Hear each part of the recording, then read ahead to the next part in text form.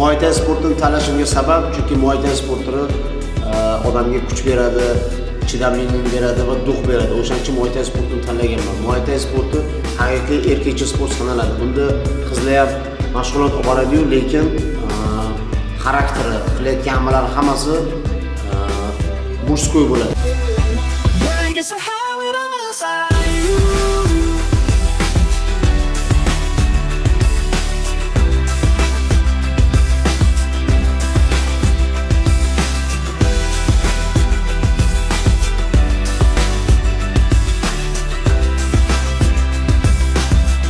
Nima xato sportchini sindirishi mumkin?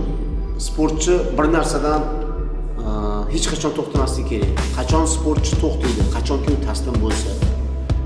Mashg'ulotdami, sparinglardami yoki musobaqadami sportchi taslim bo'lgan kuni u yutqizgan kuni bo'ladi. O'shaning uchun har qanaqa musobaqada, har qanaqa bo'yda mag'lub bo'lganda ham sportchi taslim bo'lmasligi kerak va olg'a borish kerak. O'shandagina uni hech narsa sindira olmaydi.